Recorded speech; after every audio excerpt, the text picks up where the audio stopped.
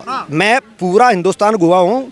ठीक है, इत्फाकन आपके सामने ऐसा आदमी खड़ा जो किसान भी है, एक सिपाही भी है, एक एडवोकेट भी है। मैं पहले किसान पैदा हुआ हूँ, एयरफोर्स के अंदर 17 साल नौकरी की है, उसके बाद भी पिछले 23 साल से वकील हूँ और सुप्रीम कोर्ट का हूँ। वो भी आपके सामने वो आदमी खड़ा हुआ है, को कागजी नहीं है। तो मैं पूरा इत्फाकन में एयरफोर्स में होने ना पूरा हिंदुस्तान का चप्पा चापा, मणिपुर, मेघालय, जो ये चाइना अक्साई जो ये कहते हैं कब्जा कर लिया, वहाँ से लेकर यहाँ तक का पूरा मैप खींच सकता हूँ मैं। अब इसमें ये ट्रैक्टर जो चल रहे हैं, ये जो ट्रैक्टर की रैली देखो, सबके मोबाइल के अंदर दुनिया भर की सोशल मीडिया पर आई हुई होंगी।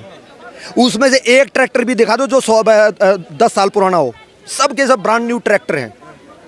कहाँ से, अगर किसान गरीब है तो ट्रैक्टर कहाँ से आ गया? और वो कहते हैं वो 1 लाख ट्रैक्टर खड़े हुए हैं। वो ट्रैक्टर जो है अरुण के ऊपर भाई साहब 2-2, 3-3 लाख के तो म्यूजिक सिस्टम लगा रखे। कोई भी मेरा ट्रैक्टर ऐसा नहीं जिसको म्यूजिक सिस्टम नहीं लगा हुआ हो, ठीक है। और उसके फॉर्च्यूनर के पीछे ट्रॉली लगा रखी है। 60 लाख की कार के पीछे साला ट्रॉली घैंस रहा है उसको, बंदे को। इसका मतलब उसके बंदे पास कितने पैसे होंगे, ठीक है। मेरे पास में जो है एक गाड़ी है, उसको मैं 2 बार दिन में साफ करता हूँ, और वो फॉर्च्यूनर के पीछे ट्रॉली डाल रखी उसने। क्या वो किसान है और वो गरीब है, हैं?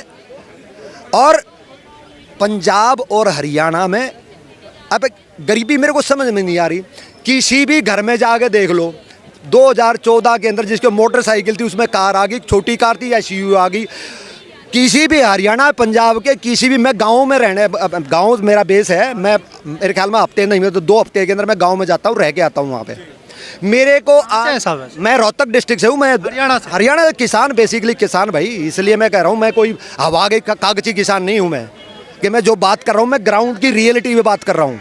पढ़ा हुआ हूँ, लेकिन इसलिए मैंने तीनों कानून पढ़े हुए हैं। तीनों कानून अगर वो बन जाते ना, हिंदुस्तान के किसान को पता नहीं कहाँ पहुँचा देती।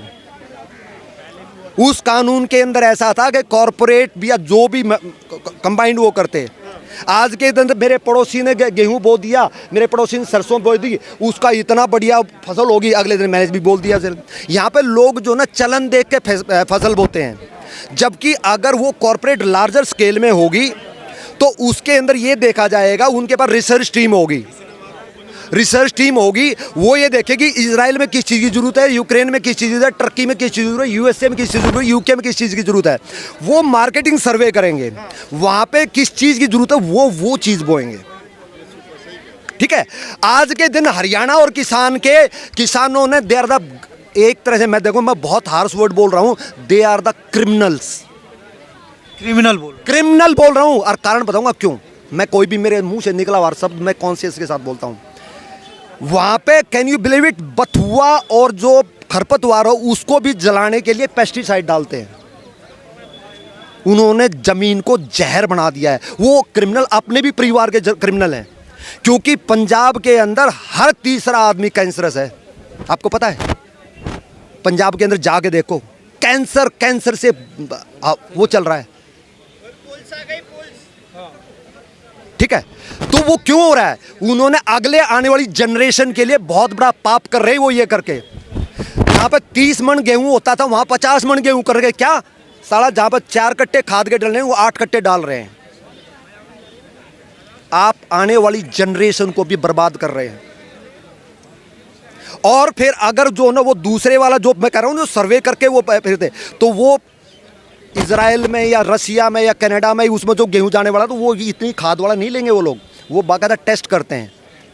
उसके लिए आपको जो ना ऑर्गेनिक फार्मिंग करनी पड़ती, ठीक है। उससे आपकी आने वाली जनरेशन्स के लिए और आपके लिए, जमीन के लिए बहुत ही हेल्दी होता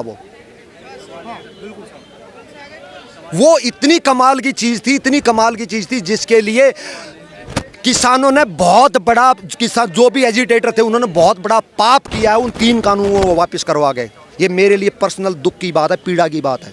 चलिए साहब, आपकी बात सही है। आपने कहा कि MSP में इतना बड़ा पंगा है कि अगर सरकार लागू कर दे इसको, कोई भी सरकार नहीं ला सकती। वो राहुल गांधी ने आज बोला है कि हम MSP गारंटी दे उस, अब मैं क्या बताऊं, उस प्रभु कहाँ से उसको ज्ञान आता मुझे नहीं पता। वो मेरे को एक बार सामने बता दो कैसे MSP को लागू कर देंगे। लागत उसको उसके बड़े बड़े कपिल सिब्बल रोज बड़े बड़े ज्ञाता है मेरे सामने बैठ के बता दे, अब वो एमएसपी को लागू कैसे कर देंगे, गारंटी को कानून में कैसे ला देंगे। बात किसानों की समझ में क्यों नहीं आती? ताऊ देवीलाल ने एक चीज कही थी बहुत बढ़िया, बोलता इनको समझा नहीं सकते, इनको बहका सकते हो, अरे इनको अभी बहकाया हुआ है तो इनको समझा नहीं सकते आप। सरकार ने बहका रखा है। नहीं नहीं नहीं, जो सरकार नहीं, जो अपोजिशन, अच्छा, ठीक है। और बड़े बड़े जो कुछ मालूम है, पंजाब में हरियाणा में एक चौधर पड़ेगी, खास करके जाटों के अंदर एक खुनक होती है, चौधर चमकनी चाहिए, मेरा झंडा ऊपर आना, मेरी पगड़ी सब जो ऊपर रहनी चाहिए, उसके बाद में भाड़ में जाओ जोरे, ठीक है।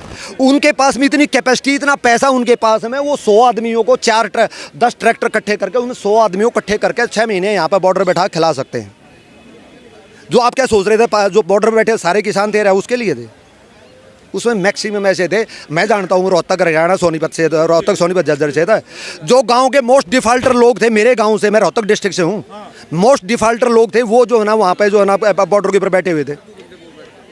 अब ये कह रहे हैं 750 किसान शहीद हो गए। एक को तो मैं जानता हूँ जो कि शाम को शराब पी करके बहादुरगढ़ नाले के अंदर स्लिप कर गया, क्योंकि इतनी पी ली उसको होश नहीं रहा, वो नाले के अंदर स्लिप हुआ है, उसके अंदर से उसको निकाला नीचे, तो जो उसकी जो ना काली मुर्गी बनी हुई थी, अच्छा, ठीक है, गंदे नाले में पड़ा हुआ था, वो निकाला, उसको पोस्टमार्टम किया, पोस्टमार्टम जाके पढ़ लो, उसका जो है ना वो डूबने से मरा है, शराब उसके बॉडी के अंदर पूरी की पूरी थी। अब वो भी शहीदों की कैटेगरी में डाल दी, तो भाई मुझे समझ में नहीं आता, फिर शहीद जो बेचारे बॉर्डर के ऊपर शहीद हो रही है तो उनके लिए भी गाली है। अगर इन लोगों को भी शहीद कहा जाएगा, है भाई, फौज ने, अरे हिंदुस्तान का जहाँ से 26 जनवरी को प्रधानमंत्री झंडा फहराता ना, वहाँ के ऊपर वहाँ पे जो ना खालिस्तान का झंडा फहरा दिया, लेकिन दिल्ली के होम मिनिस्टर ने, हिंदुस्तान के होम मिनिस्टर ने और हिंदुस्तान के प्रधानमंत्री के सख्त आदेश थे कि किसी भी किसान नाम, क्योंकि चाहे वो किसान हो या ना हो, लेकिन नाम तो किसान का चल रहा है ना, कि उसको डंडा भी नहीं मारना है। तो क्या लग रहा है कि आपने देखा होगा कि कितनी वो उसकी जो लाल किले के चारों तरफ जो कितनी गहरी 20-20 फुट 25-25 फुट की डिच है, उसके अंदर सिपाही जो ना पुलिस के फौज, इसके जो ना दिल्ली पुलिस के सिपाही बेचारे जंप कर करके अपनी जान बचाई है, लेकिन किसी ने भी उनके ऊपर डंडा नहीं उठाया। और फिर ये कह रहे हैं कि किसान मरवा दिए 750। अपनी आंखों पर विश्वास करो, अपने दिमाग पर विश्वास करो, परमात्मा ने दिया है, किसी गधे पर विश्वास मत करो। क्या लग रहा है कि ये वास्तविक आंदोलन है, एक सुनियोजित आंदोलन? ये तो पॉलिटिकल है, मैं बता रहा हूँ ना। सबसे पहले जो पंजाब से चला था ये, उसकी लिस्ट उठा के देख लो, 18 ऑर्गेनाइजेशन चली थी, 17 कम्युनिस्ट, और कम्युनिस्ट आपको हर किसी को पता है, वो इस हिंदुस्तान बेड़ा गर्क हो जाए, उनकी रोटी चलती है खूंटा ठोकने से, ठीक है ना। उन्होंने खूंटा ठोकने में मजा आता, कितनी फैक्ट्रियां बंद करवा दी इन्होंने, कितने बर्बाद कर दिए उनको, लेकिन बेचारों को, गरीबों को उनको पता नहीं रहता, जो मजदूर उनको पता नहीं रहता है, ठीक है ना। उसको तो 17 चले थे, एक 18वीं जो ऑर्गेनाइजेशन थी वो थी आड़तियों का प्रधान, जबकि वो तीनों कानून आड़तियों के खिलाफ थे। सोचो 17 कम्युनिस्ट, 18वीं जो है ना पंजाब मंडियों के अध्यक्ष, 18 ऑर्गेनाइजेशन थी, 18 के 18 को ना तो किसानों से कोई लेना देना था और ना ही उससे देश से कोई लेना देना है, ठीक है। और शुरू में जब ये मांगी, उस टाइम पे एमएसपी 3 कानून का कोई लेना देना, उस टाइम एमएस की बात चली थी। हमारे हरियाणा में एक चुटकुला कहते हैं, बहुत अमेजिंग है, इससे कंसर्न है। एक दादा और पोता जो मेले में चले गए, पोता रोने लगा, बोला क्या है, एक छोटी ही मटकी जिसको हमारे हरियाणा में कुलिया बोलते हैं, ठीक है, बोलता ये लूँगा, 5 पैसे की थी, दादा ने जो ना 5 पैसे फटाक से दिलवा दी। अब जैसे ही कुलिया मिली वो फिर रोने लग गया, तो दादा बोला भाई अब क्यों रोया, बोला ये ऊँट लूँगा। अब किसान आदमी, किसान के लिए जो ना पशु जो ना वो होता धन होता है, उन्हें वो भी खरीद दिया, भाई चलो एक फसल बाएंगे उसके बाद फिर बेच देंगे उन्हें। अब जैसे ही ऊँट खरीदा और उसके हाथ में आया वो फिर रोने लग गया, बोलता भाई अब क्यों रोया, बोल रहा इस ऊँट को इस कुलिया में डाल, नहीं तो रोऊंगा। एग्जैक्टली जो 3 कानूनों का जो सिस्टम हुआ था, वो जो इकट्ठे होते यहाँ आते आते वो उन्होंने कुलियाँ भी मिल गई, उनको ऊँट भी मिल गया। लास्ट में बोले, आपने देखा होगा ना, जब उन्होंने कह दिया भाई तुम्हारा भाई एसडीएम नहीं होने वाला, ठीक है भाई तुम कोर्ट भी सील कोर्ट ले। अगली मीटिंग के अंदर सारे के सारे आपने देखा होगा बोर्ड लेके बैठ गए, चुप भाई आप मीटिंग में आए हो तो वार्तालाप करेंगे ना, आप लोगों ने, मैं इसमें कोई भी चीज़ झूठ बोलता हूँ अगेंस्ट द फैक्ट बता देना। उन्होंने बोर्ड लगा लिया अपने सामने कि नहीं, लिखा हुआ था तीनों कानून वापस करें हम, और उसके अलावा कुछ नहीं चाहते, कोई बात नहीं करेंगे।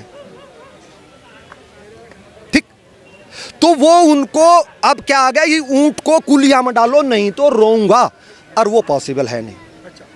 तो समाधान क्या है साहब? किसानों को जो ये समस्याएं लेकर के आए, आप एक तरफ कह रहे हैं कि ये लोग सब अमीर किसान हैं, चलो मान लेते हैं अमीर है, मान लेते हैं, दिखाई दे रहा भाई। लेकिन एडवोकेट साहब ये बात तो उन गरीब किसानों की भी कर रहे हैं ना, जिनका कर्जा माफ होना चाहिए, जिनको होना चाहिए, क्यों होना चाहिए भाई? अच्छा, जब सरकार वादा क्यों करती है चुनाव मेरी बात में? सुनो, हाँ। मैं पूरा हिंदुस्तान घुमा हूँ, हाँ। ठीक है, इत्फाकन आपके सामने ऐसा आदमी खड़ा जो किसान भी है, एक सिपाही भी है, अच्छा। एक एडवोकेट भी है। मैं पहले किसान पैदा हुआ हूँ, एयरफोर्स के अंदर 17 साल नौकरी की है, अच्छा। उसके बाद भी पिछले 23 साल से वकील हूँ, और सुप्रीम कोर्ट का हूँ। वो भी आपके सामने वो आदमी खड़ा हुआ है, को कागजी नहीं है।